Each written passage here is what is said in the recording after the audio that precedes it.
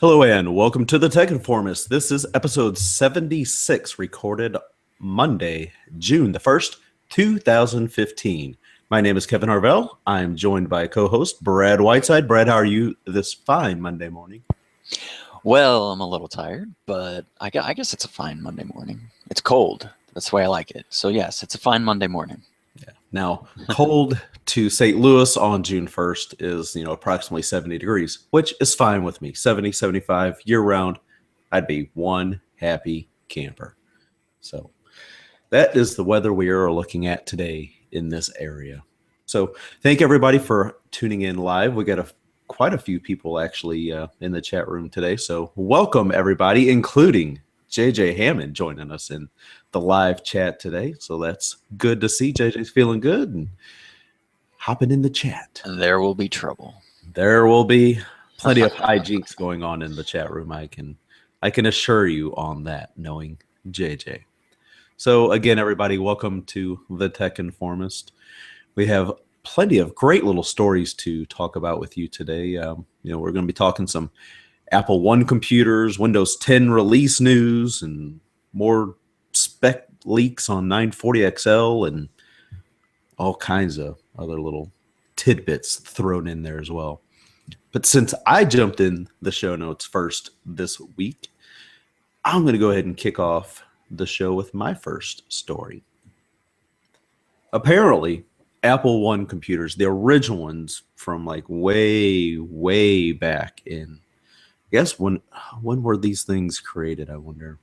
I guess 70s, 80s. Just they're old. Okay, but there's not many of them left in existence because Apple realized that it wasn't very good, and they wanted to entice people to buy their Apple II computer when it launched. So they offered buyback purchase scenarios, but obviously not everybody does that. So that makes the remaining ones worth quite a bit of money. Now, this one of the story that I'm referring to today is a woman inadvertently brought in a whole bunch of stuff that she obviously thought was junk. Her husband passed away, so obviously, cleaning out a whole bunch of things, took it to a recycling place, and the recycle company realized, hey, this thing's worth some money. So they sold it for $200,000. Now, the deal with this recycle company is that anything that they sell, they give 50% to the customer. The problem is this person turned it in anonymously.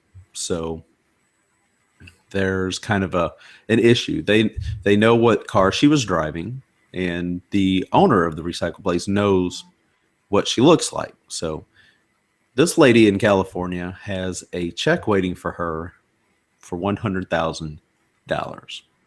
Now, originally, this Apple One computer cost $666.66.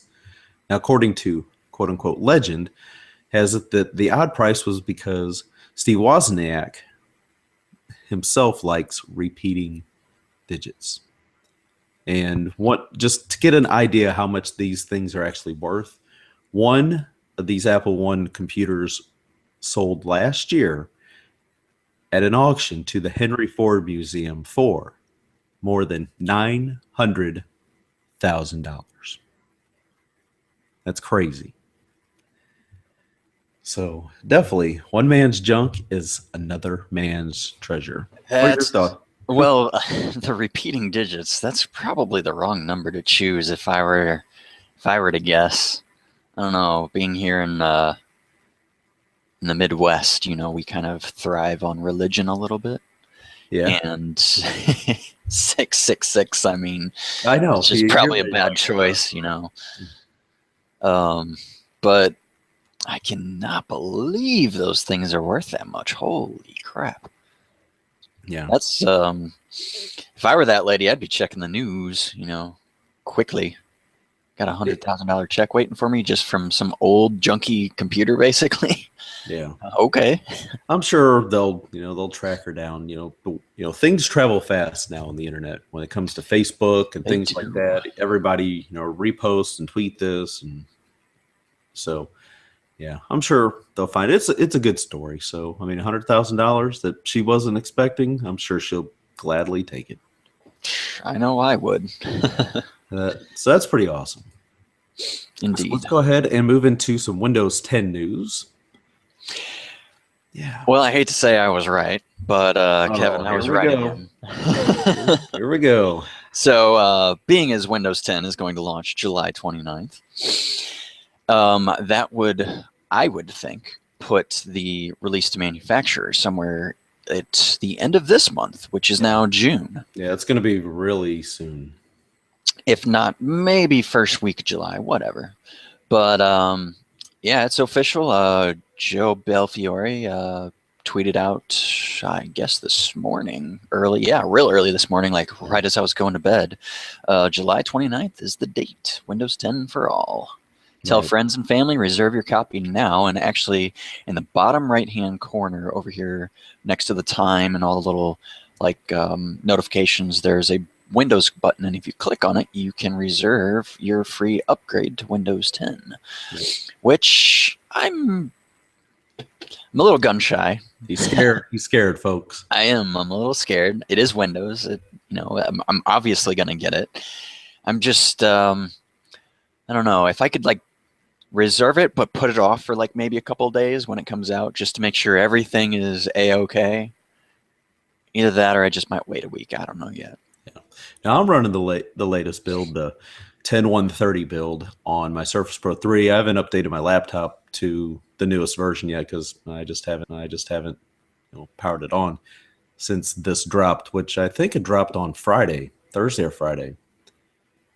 So I went ahead and did the upgrade actually over the weekend. I'm like, just go ahead and start updating it. And again, I had no problems updating this. I don't know what it is. I've had really good luck with updating my Pro 3 to all these builds, including 10.1.2.2, which a lot of people were having issues installing the update on their Surface Pro 3s. I don't know why. I just got lucky. I was gonna say, yeah, you haven't had any issues with your Surface Pro 3, so it's good to know. But so I mean, the only issues that I've actually noticed with this is whenever I first power it on, and it goes to do the, make the sign in music or whatever. All I hear is the speakers pop, and then a few seconds later, I'll actually hear some tones. I mean, so the audio on it works fine. So get just that one little error, and when shutting down, it shows some kind of like memory error, which is not I mean, they know about it, so they're working on that as well. But other than that, it's been working really good. I still wonder if it's because this thing only has 4 gig of RAM in it that once using the Edge browser or Project Spartan, as they're currently still calling it, until they get their branding straightened out, it still seems a little sluggish. But again, it's loading up all these ads and stuff like that because they don't have the extensions and stuff in here. So I do need to fire up probably like my Dell Venue Pro and go ahead and start seeing if I get that notification about, hey, go ahead and reserve your your free upgrade. And I really need to dig my desktop out since we moved. When we moved here in November, I still have not hooked my desktop computer up. Oh, I could not live without my desktop. Yeah, so I've got my powerhouse. Yeah, but I mean, we kind of downsized and just that's understandable. Don't have a whole lot of room for it. But I do need to get it out. Whether I just set it up here on the counter. Yeah, my desk kind of takes up this ginormous chunk in the corner of the room. It's one of those corner desks, so it feels like a command center almost. It's like my little command center of awesomeness. Right. Yeah. So I'm looking forward to this because I am too. Mainly because of the link between Xbox and Windows 10, and the fact that my fiance will be able to watch TV while I can just, hey, I'm going to load up a game, jump on the PC, play it while you watch TV. That's just perfect. Yeah.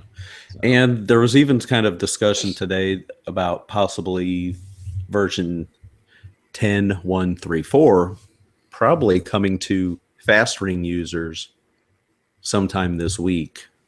and the 10.1.3.0 build being available to slow ring users. And what is that? And like, what does that change versus what you have now? Well, obviously 10.1.3.4 is going to have, it's going to be the more advanced version that they're currently testing. You're going to be seeing a lot more frequent, I think, upgrades on I think so too. Being these as betas. it's been a lot more stable from what I've heard, Yeah. and a lot more runnable. And for those of you just really curious and just burning to put it on a machine, apparently now it's the time. Like it's better than what it was and running good. So Yeah. I, So however, am take Mary Jo's stance and will not be doing that. yeah, I will let you guys torture yourselves, and I'll just wait for the end product. yeah. Overall, I'm really enjoying that. And actually, Paul Thurrott had a nice post today about, depending on which version of Windows you have installed on your machine, what version of Windows 10 are you going to be getting? So if you're like Windows 7 Professional, you're going to be getting Windows 10 Pro. And I wonder if there's a way to upgrade to Windows 10 for free, but then kind of buy into like a pro version or something, if they would have like a discounted price or something for that. Because if they would, I'd be interested in something like that. Yeah, I mean, you would kind of hope, as that's one of the other things that I had in the notes to talk about is, over the weekend, Newegg kind of leaked out the standalone prices for the OEM versions. That if you're building a new system and you don't have or already have a Windows license, what that cost is going to be, because you don't have anything to upgrade from, or if you're coming from Windows XP or Windows Vista, you're going to need to buy a license of Windows 10. So speaking of Newegg, there was a bunch of posts over the weekend. They're like, "Oh, Newegg might have leaked, the date for Windows 10." I was like, "Okay, let's look at the date," and it was like August 31st, which is a Monday. I'm like, why on earth would Microsoft launch a product on a Monday? That doesn't make sense. Like last time this would be the actual an actual physical disc. Oh, okay. So yeah, maybe, but I feel like it's a placeholder date. And I feel like when Windows 10 launches, it'll be everything. It'll be from packaging to digital to whatever you can possibly get your hands on. So with that said, like when Windows 8 launched, I remember it being a Friday because I waited up Thursday night, and as soon as Friday hit, boom, I was downloading it. Right. So, yeah, so I don't know. Like I wish people would look at the dates a little like closer before they just throw out this post like, oh, they might have leaked something. It's like, well, maybe you should think about this logically. The date is on a Monday, and for a huge product release, maybe you want to lean a little more towards the end of the week and get people excited for the weekend and something to look forward to, or I don't know. I still think this thought process that I had when I saw those. Well, I still think the August 31st date makes sense, because that's 1 month from when users will be able to download the electronic version. That's true. And, they've still got to make sure that they have all the updates packaged into, the disks to install. Well, so physical media, I can understand it taking a little bit longer, because, you got to make sure you've got a stable version you're putting out on a disk. True. For a system the to only be able to install. Question I have, so you think it's August 31st will be physical? Yeah. Okay. I really think that it could possibly be the same day as Windows 10 launches, only because like Windows 10 is going to be one of those, it's never going to be like, as soon as they put out that disk, a week later it's going to be out of date. So because there's so many upgrades now, like they're just going to constantly be updating Windows 10, and there's almost no way to get it to the point to where you won't have to update as soon as you put it in your machine and upgrade your machine or put it on a new machine or whatever that may be. But I don't know. I guess only time will tell, right? Yeah. All I know is it's going to be as Brandon Paddock says on Twitter today, that the boys at Microsoft's got a lot of work to do between now and the end of July. Indeed. And that they do, because I mean there's still little glitches, little bugs. Well, I mean, just from the beginning of May till now, we went from a okay version of Windows 10 to a stable, pretty good working Windows 10. I mean, another month is going to be a substantial amount of time for them to get some bugs fixed out, and then a month after that, almost completely a month after that, more bugs will be worked out plus the launch. So Yeah. I think we'll be all right. Yeah, and Cortana will actually hear me now. So if I hit the microphone and have it actually start listening, it will hear me, but the Hey Cortana feature is still not working. Oh, okay. Whenever I go to click on train to learn my voice, Yeah, it just does nothing. So I'm like, okay, that's okay. It'll eventually get there. yeah, it's not a full release yet, but No. I'm sure, like you said, it'll get there.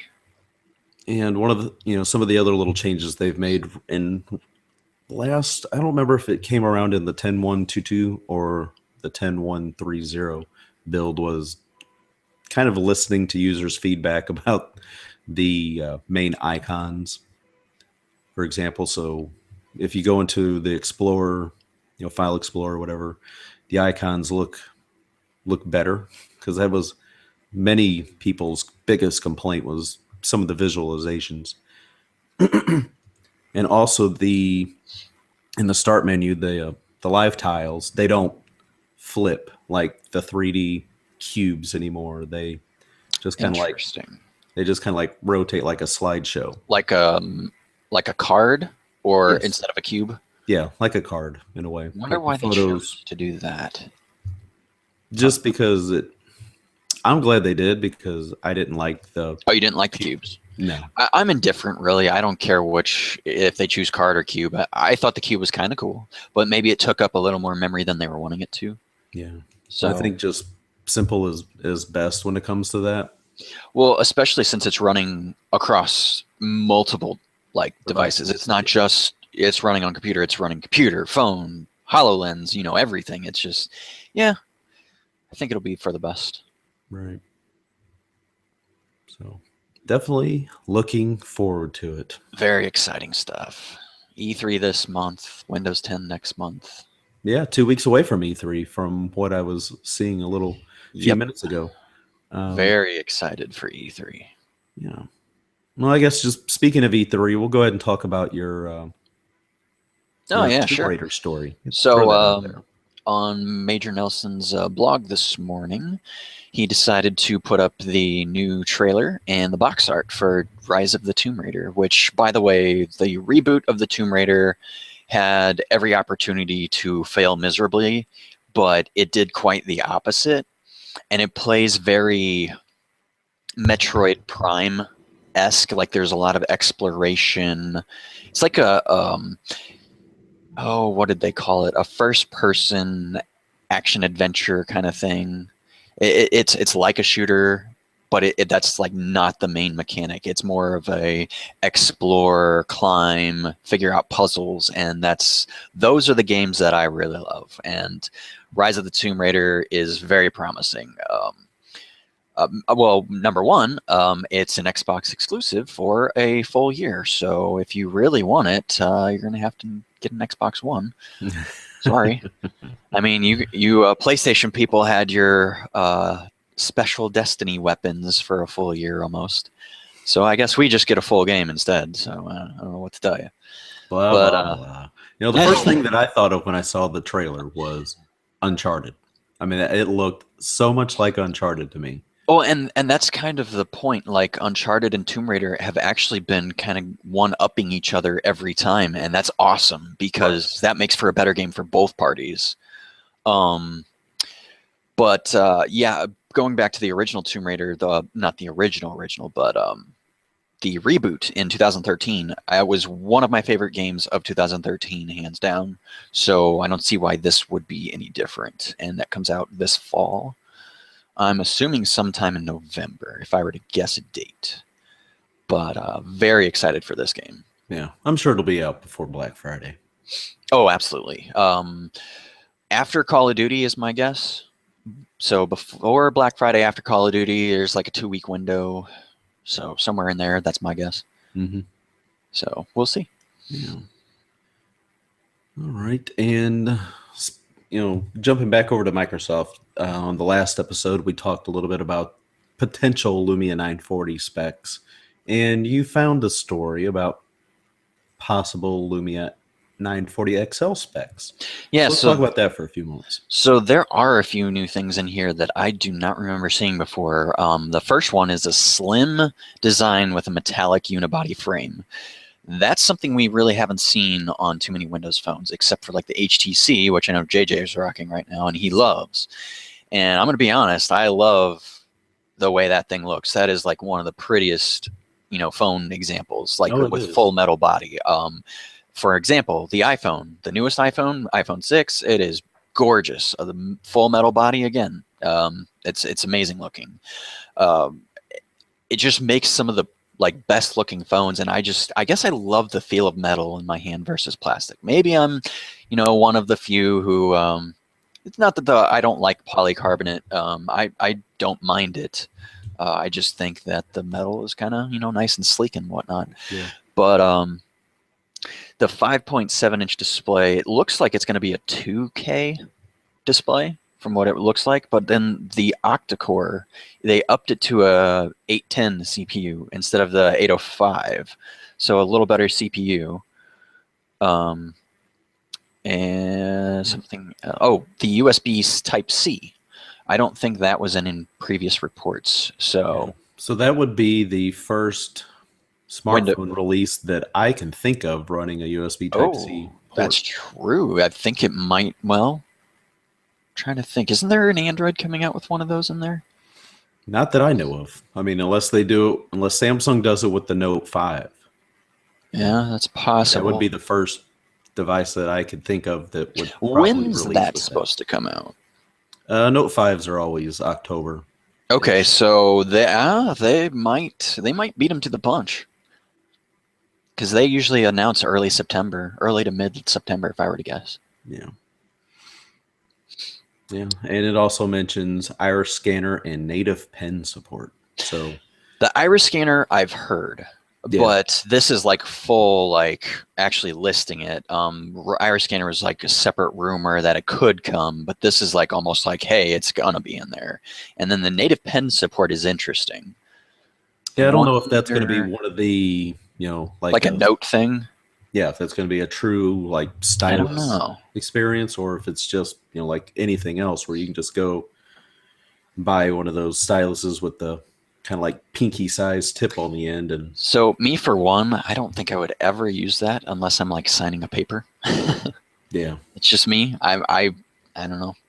But 20 megapixel pure view rear camera, 5 megapixel, and so I don't know if anybody remembers, but back, I want to say 2014, early 2014, Microsoft entered a deal with Canon, I believe, and I wonder if we'll see anything come to fruition from that, like a Canon branding camera or something instead of PureView. I don't know, but there's a deal with that, and I'm curious to see if some camera technology from them leaks over into the phone. But other than that, that's pretty much all the new stuff. Yeah. So looking forward to. I just want them to, give people some concrete. Hey, this is what we're looking at. Here's what it is. Oh my God, I want this more than I want Windows 10. If that says anything, like from a desktop standpoint, I'm thirsty for a new Windows phone. Yeah, as are many people. I was looking on Windows Central in a discussion yesterday. People were comparing, which one's better, the Lumia 830 or the iPhone 6. I'm like, that's not even a good comparison. No, it's not. It's a mid-range phone, and then you're putting it up against Apple's flagship. Like, come on. I mean, okay, I could understand certain, pictures maybe looking a little better, but for the most part, the iPhone's gonna, whoop its butt. Come on. Just saying. Yeah. So I don't know.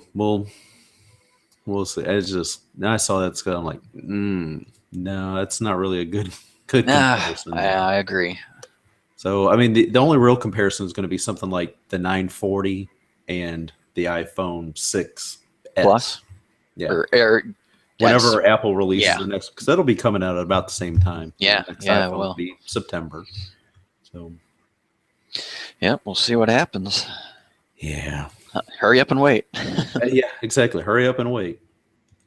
So I wanted to throw kind of a little curveball into typical stories of what we normally don't really get into too much computer hardware. Ooh, And I this one know- has me excited. And I know you're a big PC build kind of guy and big on graphics and all this stuff. So I was reading, or really I was just like glancing through this review over from anantech.com about the NVIDIA GeForce GTX 980 Ti. Now, looking at some of the specifications and stuff, NVIDIA's got the GTX Titan X, which now obviously I have not seen in anybody's computer yet, which I would love to. So if anybody's got one, I'd love to see some videos and stuff. So the funny story, a guy that I met on Destiny that was going to school here in St. Louis has since moved back to California, and he works for NVIDIA now. Okay.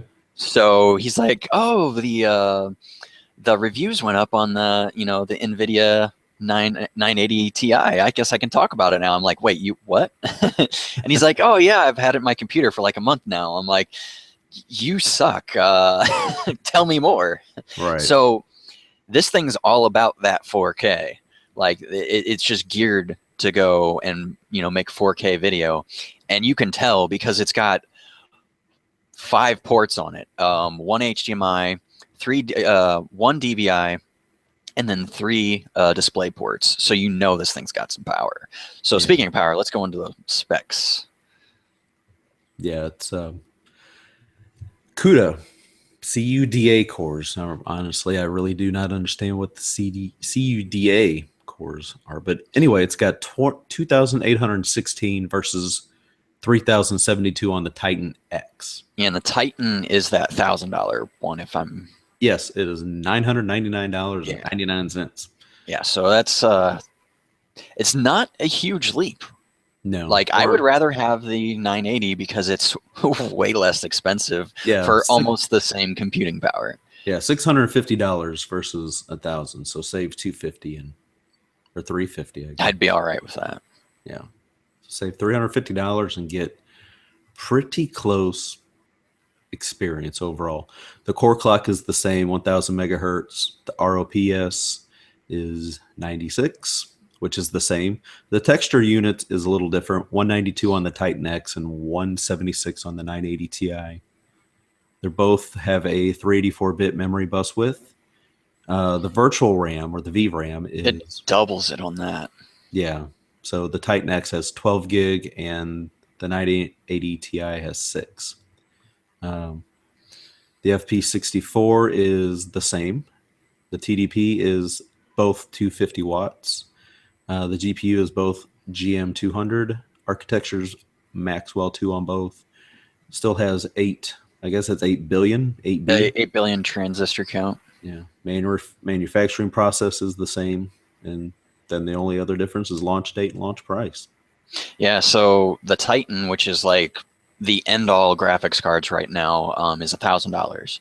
And it's only, in my opinion, just ever so slightly better specs. And then you drop down, $350, and you can get, a graphics card. I would go that route. I would not waste my money on the Titan. I really wouldn't. Yeah, it seems like way too much extra for not that much more computing. Yeah, that's just me though. Yeah, I would guess just based looking at this. Now, obviously not being a hardware expert, that you would not see that much of an increase in performance, especially to the, just the naked eye, the casual gamer. Yeah. It's probably not going to be able to see much of a difference. I mean, the biggest difference is the VRAM, the one having 12 gigabytes versus the 6 gigabytes. And I'm sure that would make a pretty substantial difference. But, I mean, I don't know. I still would go the new one. Worth $350? Probably not. No.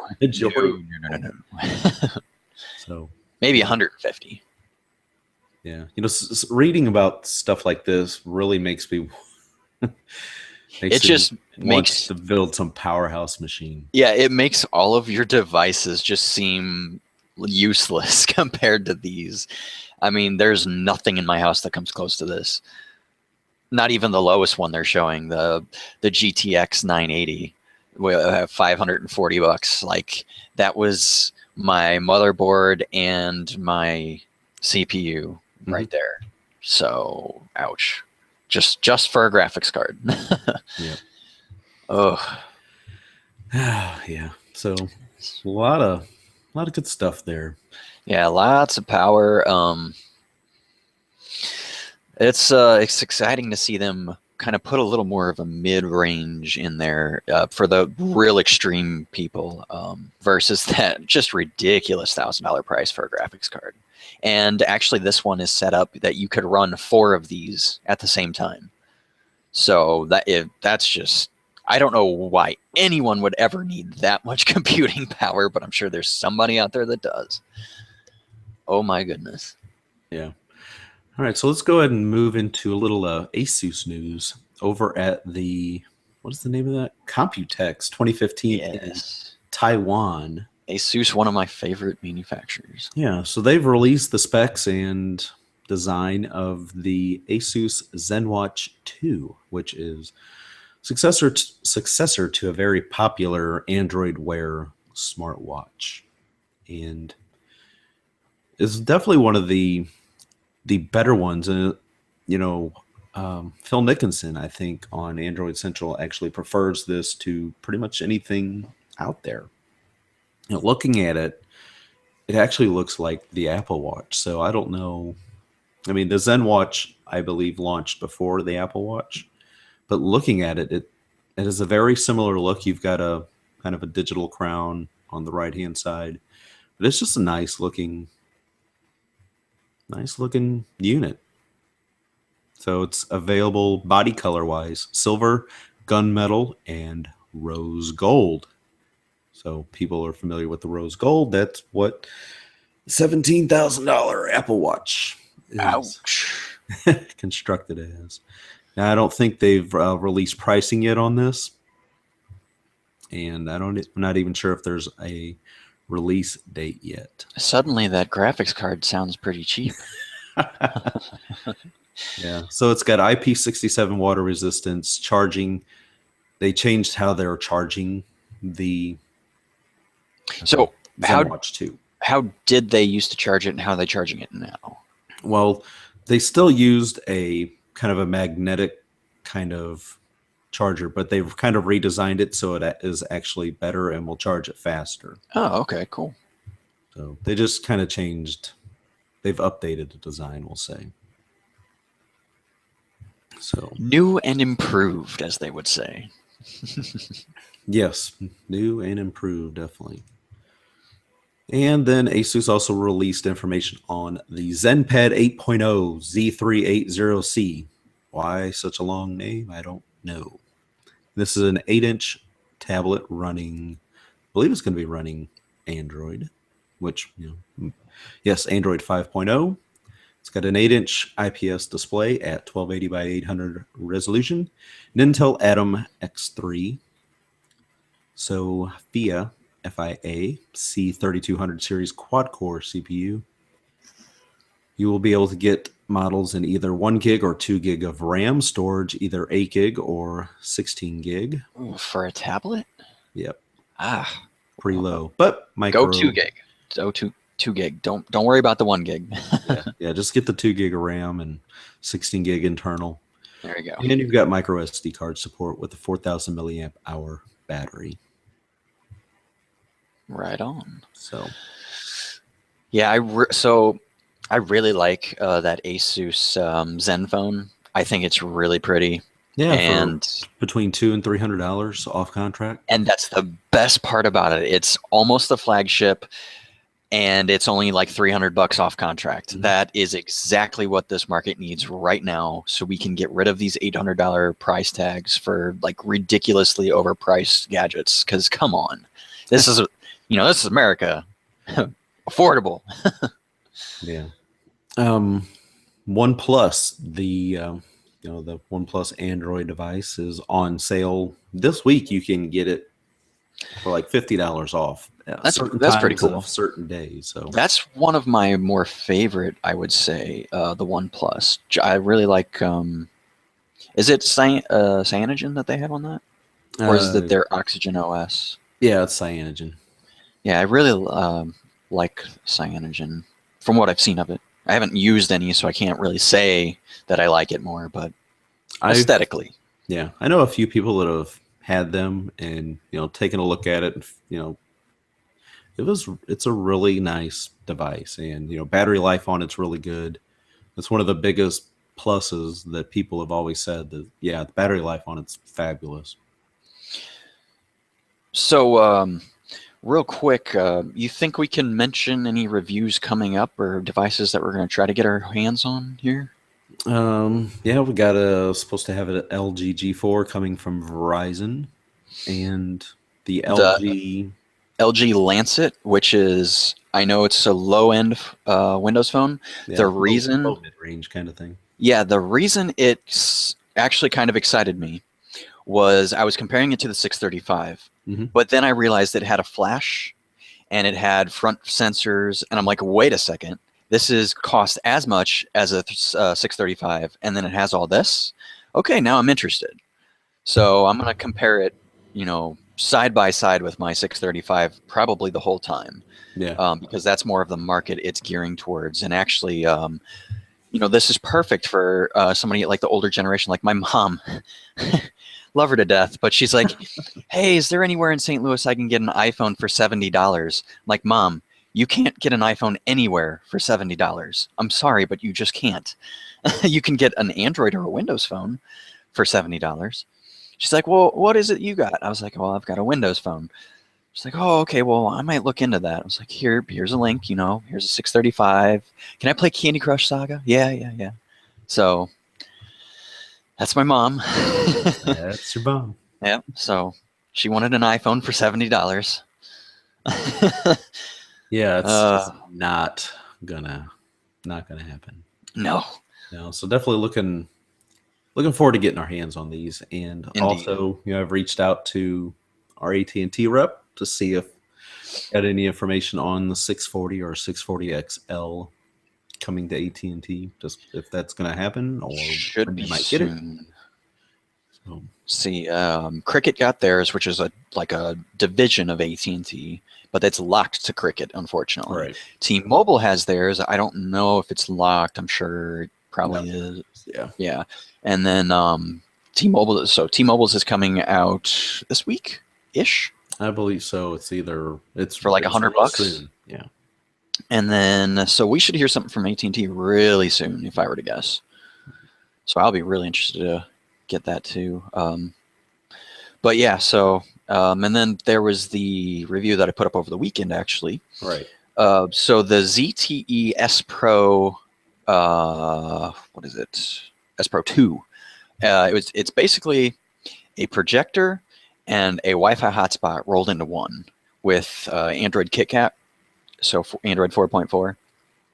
So you know, I'm not super familiar with Android, but for the most part, it looks like it would be Android 4.4, but it has this like kind of simple home screen where you can pretty much control everything you need to, like from a touch of a button. So you can switch between HDMI or Miracast, which I'd actually I hooked it up to my Windows phone and it worked like brilliantly. It was pretty crazy. I ran a few videos on it and it was pretty solid. I hooked my tablet up to it, Miracast. I hooked my Xbox 360 up to it, and threw up Minecraft on there for 5 minutes because I knew if I would have played longer, I wouldn't have got that review done. Which you did a fabulous bang up job on, by the way. Yeah, I was trying. I was really trying, but You've come that's a up long and way, live. little Padawan. Yeah, that's up and live, and you can check it out. But it's a really cool device for ZT. And like I said at a previous show, like China is up and coming in their devices. ZT is like only the tip of the iceberg, as Leo Laporte would say. There will be more, and they're going to be very competitive, and that's what's going to really change the market. Is all these Taiwanese, Chinese. And maybe even Korean will follow suit here very shortly with Right. these low price, high range devices. So, With in regards to the brightness and the picture quality of it, Oh yeah, how would so you say that that it's like was? a 720p experience. So like, smaller screen, it's going to be nice and crisp. I think the bigger you get, you might start to notice, it's a little, maybe a little fuzzy. I really had no issues with it. It like I projected it on like just a wall, and it works brilliantly. Like you almost couldn't even tell that it wasn't like a screen of its own. Like it's nice and bright, and you can make it brighter actually. Okay. I think by default though, if you have it unplugged, which I did the whole time, it's only at like a medium brightness, so you could actually make it brighter. Okay. So yeah, lots of brightness to go around. It has about a battery life about 2.5 hours off, so that's about enough time for a movie. And it's funny because our internet took a dive one night, right in the middle, right when Destiny launched their new DLC. I'm like, you have got to be kidding me. So like, I'm like panicking. I'm like, man, what am I gonna do? How am I gonna? Wait a second, I have that ZTE. So I start scrambling and plug it in and uh, getting ready to launch it on the wall, and internet comes back up. I'm like, I'm going to leave you right here just in case. So, it's got multiple uses, from using it in your backyard to, storm knocks out your internet. Hey, hook it up to the ZTE till the internet comes back. Yeah. So it's a pretty cool device. Now, when in the time that you had it, were Mhm. you able to kind of like look to see how easy it might be to replace a little bulb in that, or do you think that's even something that's possible on that unit? See, I don't know if it would be. So those bulbs are usually really expensive. Yeah, that's I mean And that's the really the most device, expensive part of a projector is the bulb. yeah, and the device itself is like just under $200. So I wonder if it would even be worth replacing or just getting a new one. Okay. But I don't know. I wouldn't see why it would be too hard to replace, because it seemed very like mid-range to where it'd be really easy to work on. Hmm. And but it's also like kind of rugged. It reminds you of like a Lumia 920. It's rugged but easy to work on. Okay. So that's what I could compare it to, just out of experience. Like you could probably drop the thing a few times and it'd be just fine. Yeah. So I mean, whenever we had a chance to look at it, the ball game, I didn't really get a chance to. I mean, I just held it and looked around and played around with the screen and stuff. Yeah, Like, yeah, pretty nice, but I didn't pay yeah. attention to how repairable it might be. You've got full access to Google Play. That's right there on that front home screen. Your Wi-Fi hotspot and all that fancy stuff. So Okay. cool little device. And if you're on AT&T, it might be something you want to check out. All right. All right, so that covers the news. We'll go ahead and move into the app and entertainment picks. And really, it's not even a pick, but Well, it sort of is, because we yeah, just saw it. Like, we're new to what just happened, but we went yeah. and saw Age of Ultron. Avengers finally Yeah. got to So see it out of the way. what were your impressions? You like it? What do you I think? really did. I enjoyed it. I love the first Avengers, and the fact that they are able to integrate so many different characters and still give them each a big enough role to where it doesn't feel like they're just thrown in there for just to have another character there is Get out of kind of here. like Spider-Man 3 with Venom and Sandman and all that. I think it just worked out really well that they are able to do this and still provide a great action movie with lots of humor. I mean, so much humor is always Yeah, that ingested was in like there. my kind of my biggest like selling point. Like I love like a good action movie, but I really like humor thrown in there a little bit, kind of like a Die Hard movie, and if you will, a little bit of humor, lots of action, good popcorn flick, for sure. We had a big tub of popcorn, but so I think I liked it a little bit more than the first Avengers, to be honest. I really liked that Hawkeye was Hawkeye instead of like being kind of mind controlled instead. Uh, Yeah. so I really enjoyed seeing his character kind of for the first time on the big screen. And Yeah. Yeah. Nighthawk had, or Hawkeye, sorry. I don't know why I always want to say Nighthawk. But anyway, Hawkeye, that character kind of plays a bit bigger role in this event. yeah, he does, and I really liked his role. Because I really, from what I've seen of his character, I really like his character. So Yeah. um, the I'm trying to think of what else there. Hmm. I mean, yeah, it was a good film. I definitely, if you're seen Avengers, if you even remotely like Marvel, it's definitely one to go see. It was Yeah, really good. the only issues I saw with like the visuals were during the initial action scenes where they're in the kind of the snowy forest and stuff. Oh, I see. Okay. Some of that stuff was like, oh god, this looks just the Didn't animation. know what to think of it yet. I was like, man, no, I mean it all looked good. It was just some of the visuals, like when Captain America's riding his motorcycle and whipping through the trees, and I'm like, that just looks so fake. Oh, I see. Okay. But I everything got you. else in it was really well done. It's just like that those couple minutes right there. It's like they didn't put enough polish into what they were trying to do. Which is kind of a shame, being as it's like the first opening scenes. Yeah, that's the first thing you see. You're like, oh my god, this looks so. It definitely looks Yeah. fake. I mean, to be honest and to be fair, like a comic book, anything is really hard to do all live Oh action. yeah, oh yeah. So It's definitely really tough. But man, I could definitely see why CGI was implemented quite frequently. But yeah, I mean, to be honest, I mean, the Hulk is just all CGI. right. So And I still say Mark Ruffalo is a wonderful. God, he's a phenomenal actor, he especially is, he in this is. role. Yeah, definitely. Him as Bruce Banner and the Hulk is just really really good. So Yeah, and so real quick, the difference from what I've heard, because I don't know comic books as well as most of you out there, um, the original Ultron was actually created by Ant-Man instead of Iron Man. So that was like a little difference or whatever from the comics. But I mean, it to me, if I person like me that didn't know any better, I mean, it only made sense that Tony Stark would make him. right, So yeah. And speaking of Ant Man, we saw the we trailer saw a for preview, Ant yeah. Man. Was like, Which I don't know. I don't know what to think of it. It yeah, looks like it has got a lot of humor in it, so I would be interested. yeah. It looks kind of corny. It could be one of those Guardians of the Galaxy where, I A mean, sleeper hit. right, where Yeah.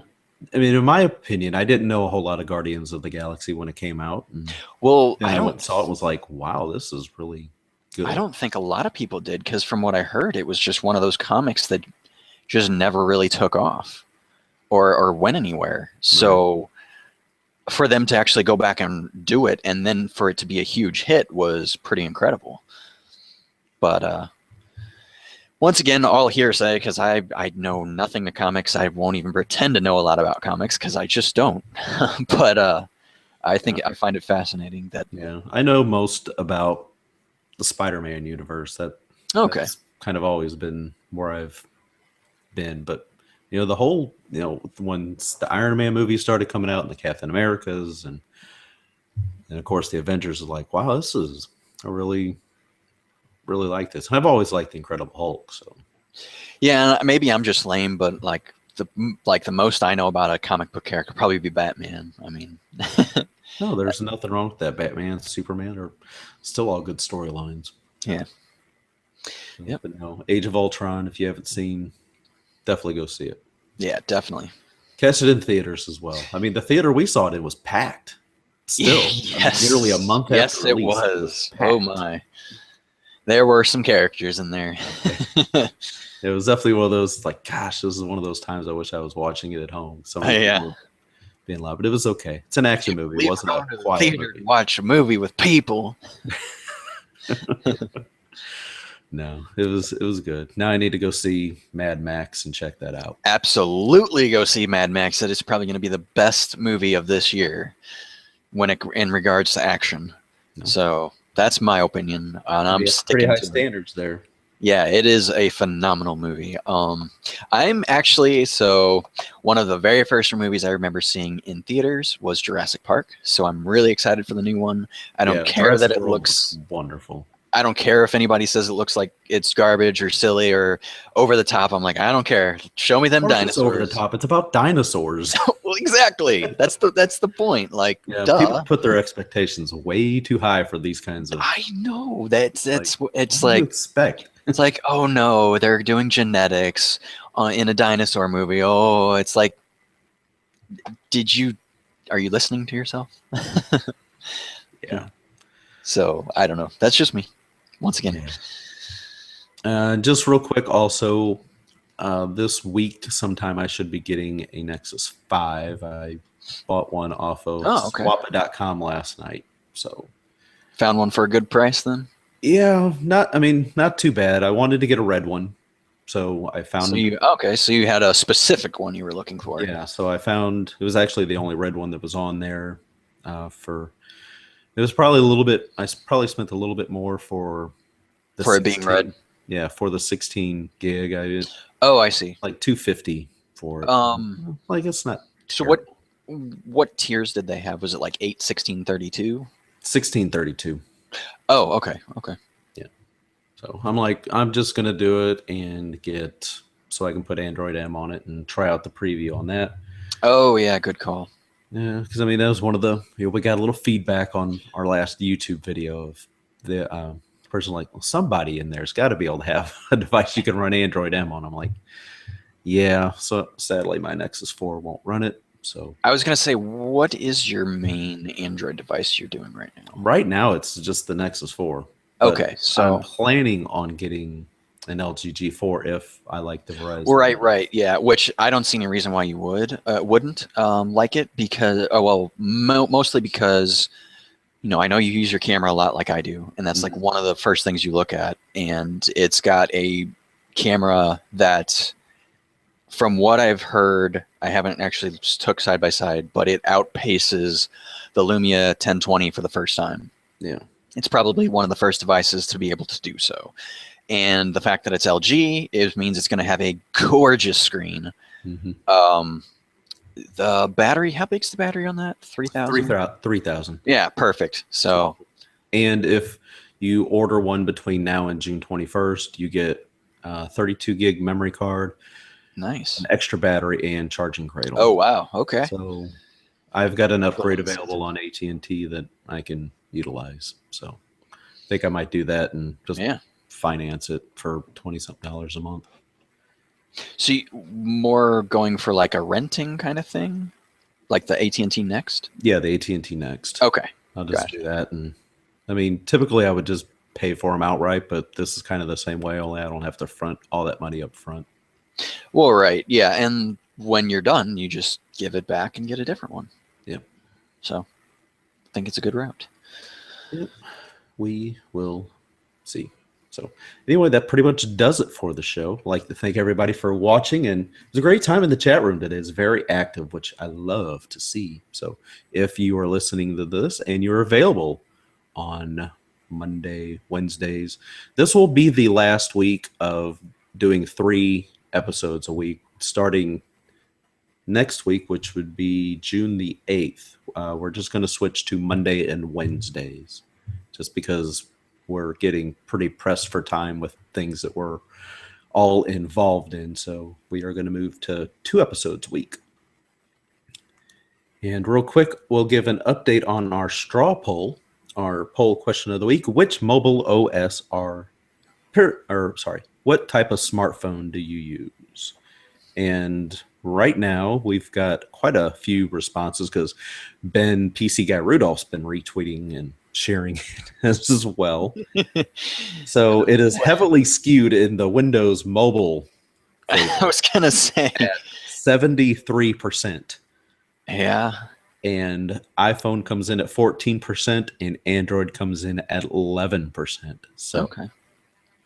Might have to have Phil Nickinson and Renee Ritchie kind of retweet the link just so we can start getting and also Daniel Rubino. If we get the 3 of them, we'll see which